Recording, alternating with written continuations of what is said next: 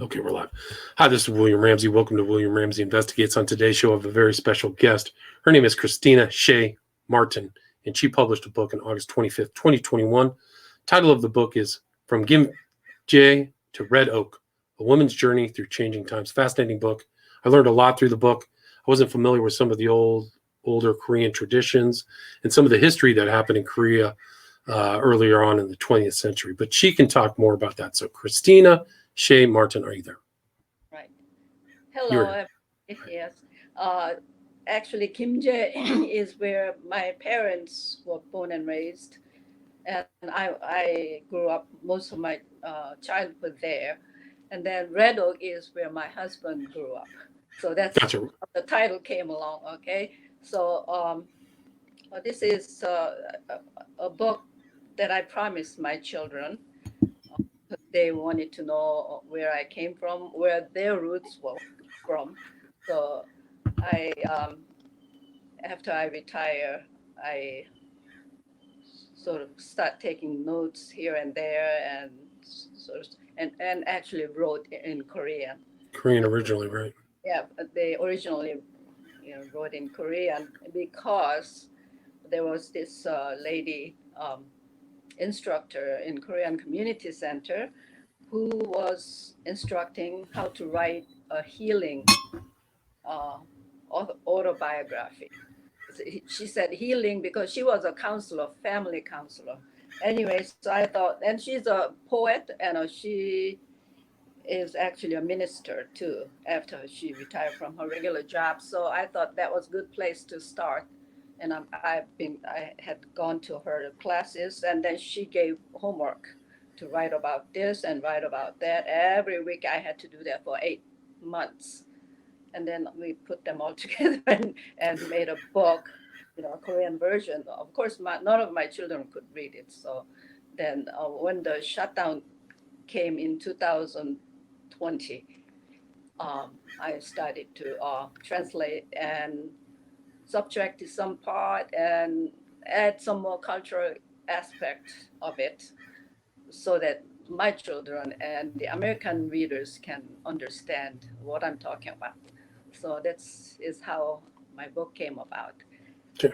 And it goes back really to your earliest childhood and definitely Right, some cultural differences. Can you talk about your earliest memories and what you imparted? And this is really kind of your memoir. right. Can you talk about kind of the earliest memories you have of your family? Actually, the memories, I mean, in the book, it goes back where I started, when I was born, but uh, my earliest memory is when I went to my maternal grandparents' house. Probably I was around three, maybe younger than three, and there's a cousin living next door who was younger than me, and she and I sort of grew up together in, everywhere in the yard, in the garden, and then she always showed up with her treats that her father brought previous. This cousin had no mother. And her mother passed away. And that's Hasia. Hasia. Yes, yes, that's all. You good? I took my note. I took notes. Oh, I see. Okay, she was my had been my best buddy all through my life actually. And And what after was she, the time like in Korea at that time where you had Hasia and you? uh, it was really quite different from these days. As it was still continuation of the old traditional farming um, country countryside. Okay, and where we are from, and it's sort of like there were the landowners, landlords are usually very learned in Chinese classics, and that sort of came down traditionally from their ancestors, because their ancestors got their land from the government by passing very hard examination of Chinese classics. And so that's how they got their land, and that's the money and power there.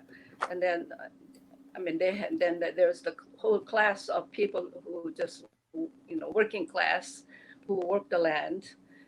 And I think they were pretty, I guess, depend on the, the land or the type of personality or character of the landowners. But as far as I remember, where I grew up, and it was very peaceful coexistence. They came work for, this big landowner, and then they were being taken care of in return. And so that was that way there. And then when I got to Seoul, the capital city, everything was so different. I remember the first memory of me, I think it is when the Republic of Korea was founded. We went to see this huge parade. I guess I wasn't quite aware of what went on, but it was, parade and soldiers and all kinds of fun things like clowns and I think that was the celebration of foundation of Republic of Korea. I would be about 5 years old. That's And 1945, right after the liberation, after the Japanese, right? that's 1948, I guess. The Okay. foundation itself, 1945 is when we got liberated from Japan. I think that's the end of World War II, right? Correct. All the war ended in 1945, and then we had this period of American military. I don't know what you call it. Government. Kind of like, Yeah, they were there to. I mean, then in the south and the north was occupied by the Russian soldiers, and sort of divided immediately after the war into north and south. And so we were with the American government or the government delegates or the soldiers who made it sure that the Japanese got out and the North Korea don't invade or waiting for the southern people in the south to make their own government, and that they had some turmoil, political turmoil, but in 1948, Sungman Rhee was the first president elected, and that was the founding president. So that was the celebration I remember. right. So you were kind of growing up in kind of a poor environment too, like your family. I think you said that only 3 of the children out of 7, which is very survived to Right. maturity. Like that's very unusual for this. That's very. I guess that was rather common because that was during the Japanese occupation. Uh, I was born about 2 years before the liberation, so the the children who died. Well, I have my younger sister died in my presence, but the older ones died during the Japanese occupation and remote country village where you have to walk an hour to doctor's office, or the doctors want that you know plenty they're around. The mainly Chinese medicine, I guess. So my grandfather used to keep a chest whole bunch of little herbs, little drawers with Chinese herbs to concoct medicine for people who were sick. He was not commercially medicine man or anything, but he just studied that. So I remember that. So I guess any ailment happened in the house, I guess he did that. He tried to concoct something to make them feel better. But these little infants, my siblings who died, they're mostly during their infancy, and they just didn't know how to handle it. And I mean, they couldn't run to a pediatrician at those days. So I think that's what happened. I know I sometimes, trying to figure out imagine how my mother must have felt after this losing each child. So But that was Yeah, I very fun. mean, and so your parents were in an arranged marriage too, so that was something that might have been expected for you, correct? Yeah, well, because I was very skinny and small and very, not very healthy looking. So, but hey, after all, I was another girl. I don't think they really thought that, but Did I mean? It's also I'm it's the kind one of who like there were survived. right there was like a bias towards male children too at that time, right? Oh yes, yes, yes. See, my older brother, it was the first male child born to the whole clan there. I mean, although he was not the son of the first son, grandfather's first son is the one who sort of would be the future patriarch of the clan. But my brother was just only the son of second son, but nevertheless he was very welcome. But then he got ill, had an accident, and he got ill, and so everybody was so distraught. And my mother was having another child. They were all expecting a girl. I mean, a boy, and they came up.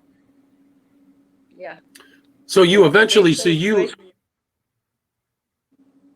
Yes, you you were in Gimje, and eventually your family moved to Seoul, correct? correct. And so your family was When I in. went, Yeah, yeah. Well, I we stayed. Well, my father sort of went up to Seoul first, and then came for me later when I became school age. So I moved up to Seoul with my father, to my father. Okay, and gotcha. then studied my school. Yes, I And had so one you, year yeah. of good schooling. Yes, yeah, I started my school the year before the Korean War started.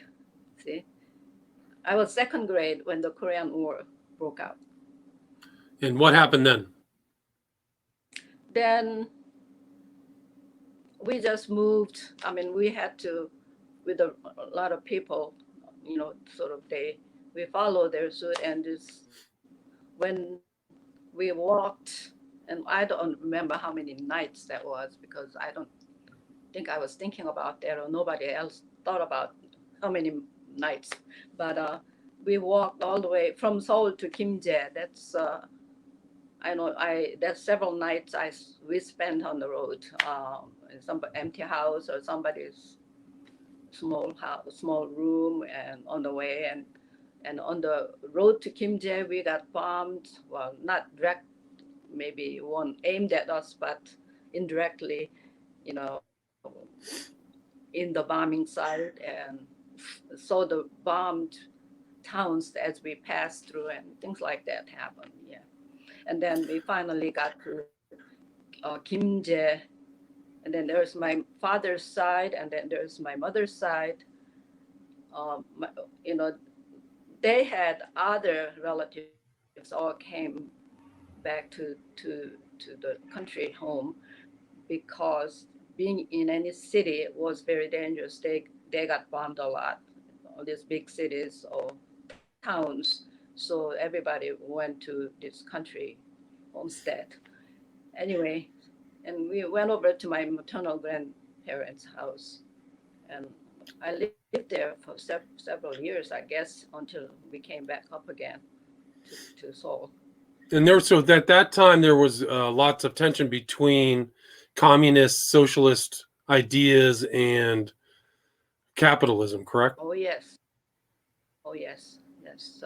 Can you talk about that? Actually, well, I remember during the occupation of northern soldiers in this country down in Gimje in the southern province, you couldn't go anywhere. I guess it was same everywhere. You couldn't go anywhere without their permit to go anywhere. And then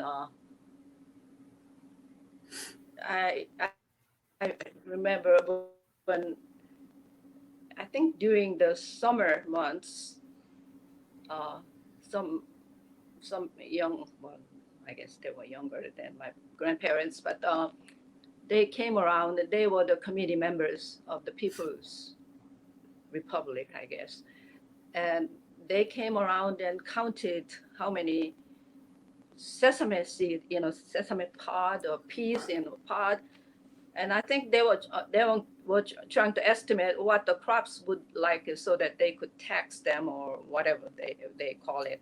So we watched that, and then of course there was I don't want to tell all of it, but my father was before the liberation, before the Japanese occupation was over. He was in a movement trying to gain independence, and that they were sort of linked to socialists movement also. So he was uh, he was jailed in Jeonju. That's the capital of the province, and well, he got somehow he got out, well, because he really didn't actively being a socialist. He got jailed after the liberation was over, and after I guess I think it was during the American of the U.S. What do you call it? They had a temporary government. They told all the South Koreans that you can't have any activity relating to socialism or communism in the South. Okay, and then Right. that's how. Well, he wasn't really having any visible activities, but he was just part of the independence movement. But he got jailed that way. But then he had a good reference and got out. Got out. And you kind of at that Yeah. time, kind of as during the Korean War and even after, you started kind of being exposed through academics to kind Oh of yeah. Western ideas, Jesuits, things. Can you talk about your academic career in Korea? Uh, yes, I. So after we got up to Seoul, uh, that's I guess in 1954 or 5. Around that time, I started my middle school, and I got in very prestigious middle school, uh, and I didn't realize how prestigious that was until I got in, because I saw a lot of daughters of renowned people, socially, economically, politically very renowned people, uh, sent their daughters there. And then we were educated. We had very good. I'm sorry if It's somebody's okay. calling. We have so many calls these days. Can And you I'm were kind of sorry. unusual. Like women at that time, women weren't as commonly educated. Would you agree with that? Yes, at, in those days, I say the teachers were the best treated women working. Okay, women teachers, they could continue to teach after they got married, but unless you are maybe which is rare, you are the owner of some business or something, which is not very common at that time. But generally, people with my educational background, if you get into a company, after you get married, they expect you to quit. They don't want married women working for them. I think the social structure was that way. As I said, I think in my forward, I said, when I worked for a pharmaceutical company as a foreign purchase clerk, I think, I had to go get cigarette from the concession and bring them coffee, and then on top of all my other duties, work. But I really didn't think twice about it at that time. because It it's was sort all of that was very traditional at that time, though, right? right. Women serve men that way. So so that's how. And It's Korea just kind of had that that's Korea kind of had yes. that tradition of like a courtesan females and almost like a geisha or something like that. You're Oh, right about that that. is different. Different story. I mean, that's a different class of people, I guess. But uh, generally, that was yeah, that was sort of not. It's just unimaginable in this day and age. What Yeah, right. we had, but then that's history. That's the that's a tradition of historical social background. Right. So everybody was on the same level that way, whoever you And are. so So you, right? So kind of you were different. Your mom was very much in that kind of traditional economy because she made those hanbok dresses for the women, right? The kind of specialized right, Korean dress. Yeah. yes, yes, that was actually prob probably. I was sort of ashamed of my mother's profession because they look down on people who does that kind of work, even though traditionally poor scholars' wives made this made dress for other people. That was the only respectable, uh, safe, secure work that women could do. If your husband is incapable of support you, so the wives, the poor scholar's wife, I know that those stories, but nevertheless, making she works really hard uh, to do that. Not sleeping much, but I I really didn't tell anybody that my mother was making hanbok for kisengs. So uh, that was the society I lived in. So Right. So you I were mean, kind of from, right. You weren't from some of the when you were at school. You may not have been from that same higher class, right, upper right, class of society, maybe. But you did. I mean, it right. sounds like you bounced around. Like you went to Catholic school, Bible school, Methodist church. So you were exposed. Or did you think that Yes, exposure yeah, was unique for that time? no, it wasn't really. There were a lot of Protestant churches around. I wasn't exposed to Catholic Church until I was in high school, but until that time, even in the country, when I went to my grandmother's house during winter vacation at early age, we used to go walk in cold weather, walk to church in some Methodist church or somewhere, and because they have this Christmas pageants, they call it show. So they all, the village kids who never go to church went for the show. Anyway, so that kind of experience I had. And then, of course, I did go to Bible school when I was in Seoul with friend. And then, and at that time, I think my family really is basically either Buddhists or uh, Confucian. I don't know. I guess Confucius is not really a religion, but then It's like a we philosophy. have It's like they're a philosopher, right? right, Confucianism. but then all the ancestral memorial service or anything that all followed Confucianism, I think. And I don't know. Anything went at that time. This So genre, things were really depending on you where. Yeah, did you sense I that mean, things were really changing there? Things were changing at that time of your life in Korea? oh yes, oh yes. I mean, I think I say somewhere in my book that my mother and I were born in different generation, different age. We just didn't have much in common in culture.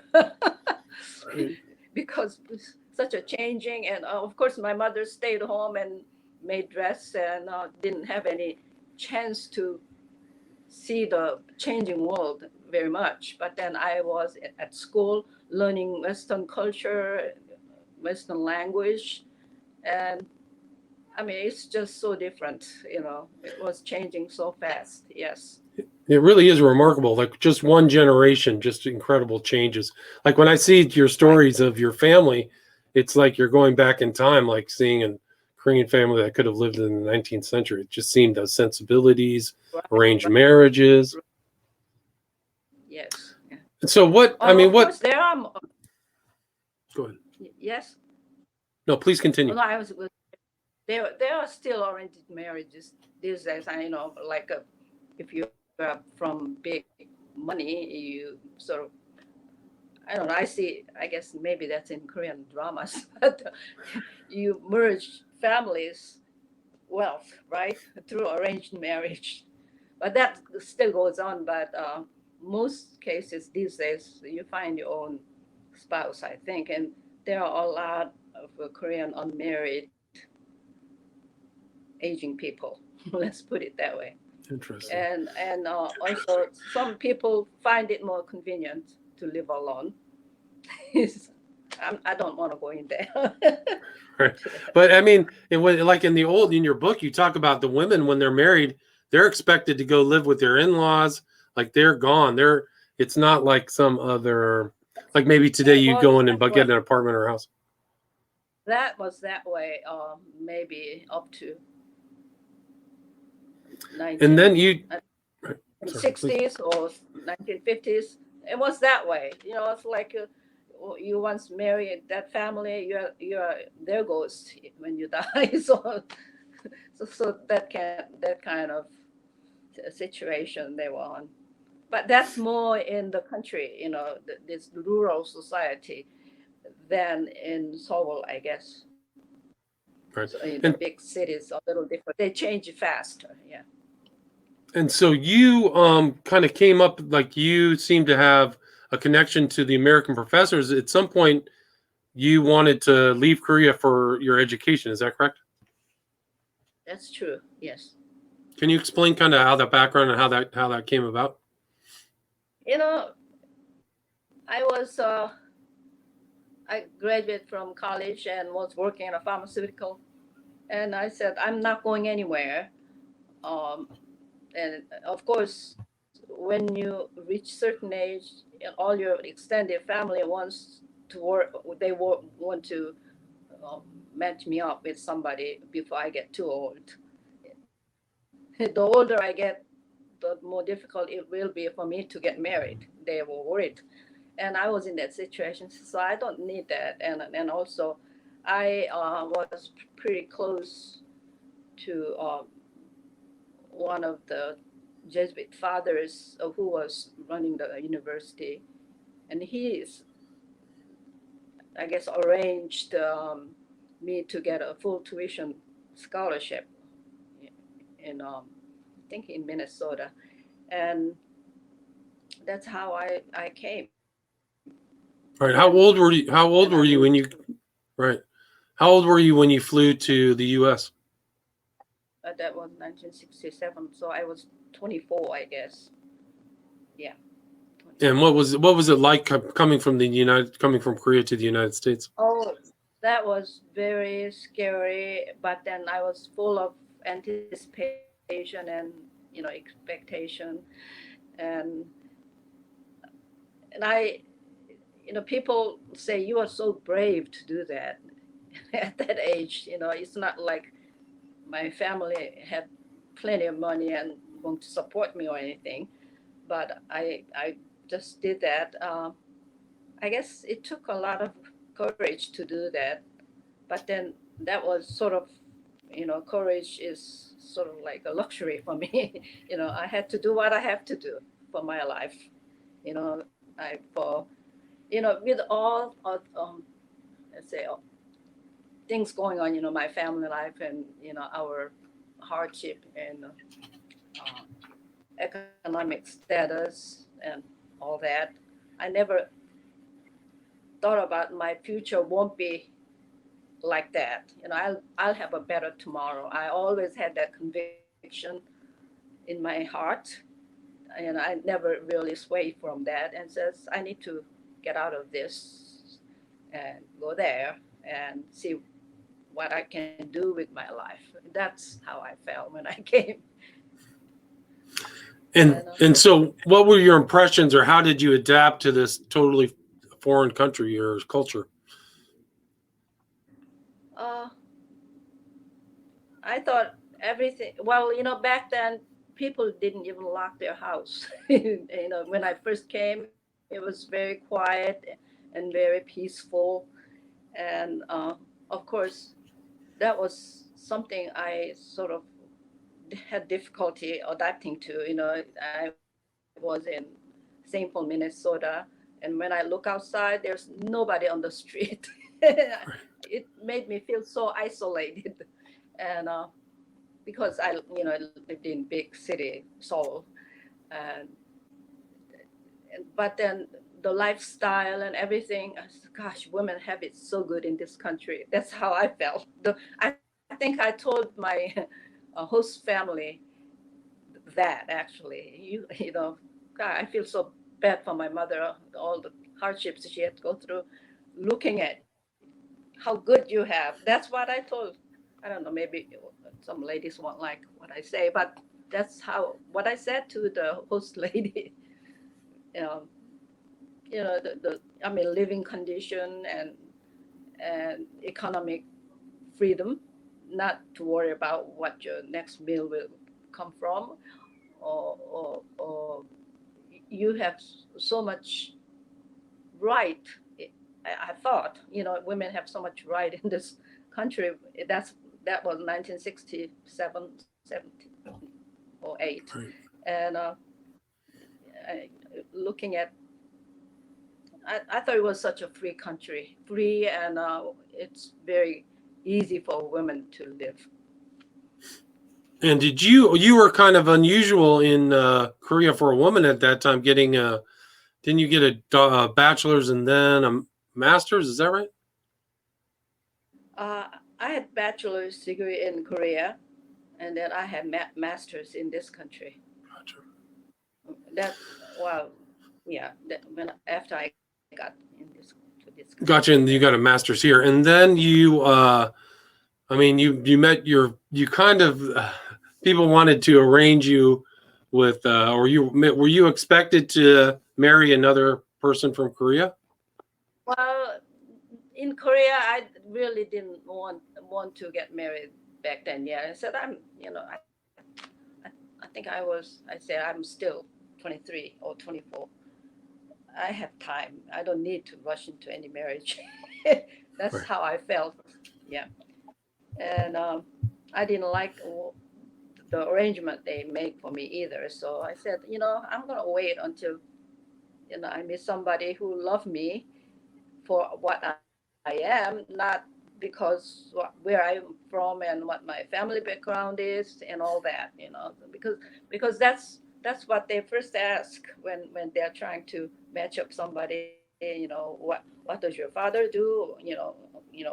What kind of life you have, and where did you go to school to, and all these questions. I mean, I guess those things are important for people who's making arrangement, but to match up sort of compatible people together.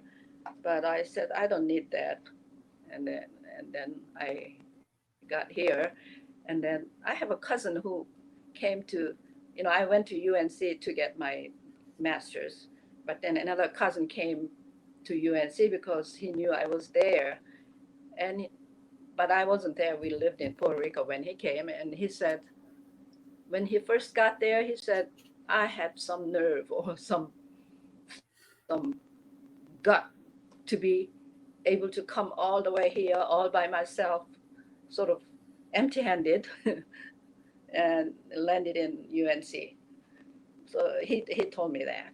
So I guess, but I you know I never let my spirit down all through this, and I became Catholic when I was in high school, And I always had, even if I sort of lax going to church every Sunday because of certain circumstances, I never left in my heart from the church. So I guess that gave me strength to always look for better tomorrow, and it'll be all right tomorrow.